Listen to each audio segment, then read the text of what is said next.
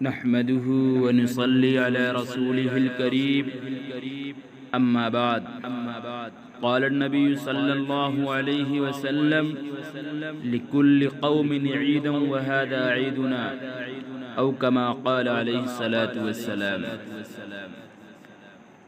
معزز احباب، عید الفطر کا دن اللہ تعالی کی رضا و مغفرت اور دعا کی قبولیت کا دن ہے۔ ایک طویل حدیث میں عید کے دن کا بڑا پیارا نقشہ کھینچا گیا ہے، جسے پڑھ کر کسی قدر محسوس کیا جا سکتا ہے کہ عید کے دن اللہ تعالی کی رحمت کس قدر جوش میں ہوتی ہے، اور اللہ تعالیٰ اپنے بندوں کو اس انعام والے دن کیا کچھ نوازتے ہیں۔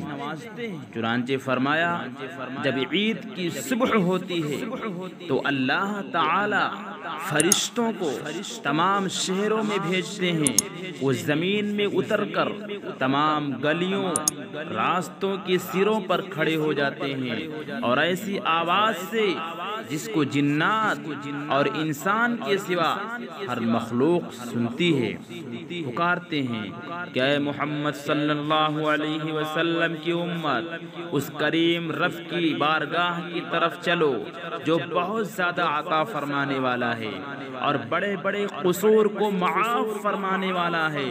پھر جب لوگ عیدگاہ کی طرف نکلتے ہیں تو اللہ تعالی فرشتوں سے دریافت فرماتے ہیں کیا بدلہ ہے اس مزدور کا جو اپنا کام پورا کر چکا ہو۔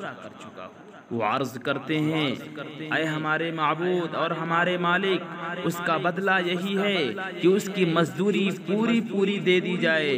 تو اللہ تعالی ارشاد فرماتے ہیں، اے فرشتو، میں تمہیں گواہ بناتا ہوں، میں نے ان کو رمضان کے روزوں اور تراویح کے بدلہ میں اپنی رضا اور مغفرت عطا کر دی۔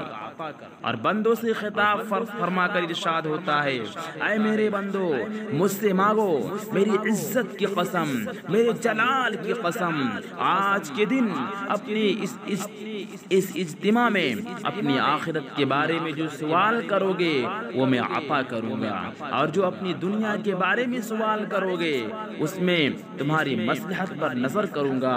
میری عزت کی قسم، جب تک تم میرا خیال رکھو گے میں تمہاری لغزشوں پر ستاری یعنی پردہ پوشی کا معاملہ کرتا رہوں گا اور ان کو چھپاتا رہوں گا۔ میری عزت کی قسم اور میرے جلال کی قسم، میں تمہیں مجرموں اور کافروں کے سامنے رسوا اور ذلیل نہ کروں گا۔ بس اب بخشائے اپنے گھروں کو لوٹ جاؤ، تم نے مجھے راضی کر دیا اور میں تم سے راضی ہو گیا۔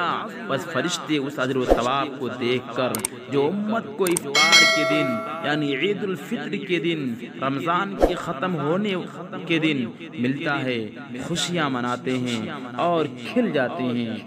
اللہ تعالی ہم سب کو اس مبارک دن میں شکرانے کے طور پر اس دن کو گزارنے کی توفیق عطا فرمائے۔ آمین۔ وآخر دعوانا ان الحمد للہ رب العالمین۔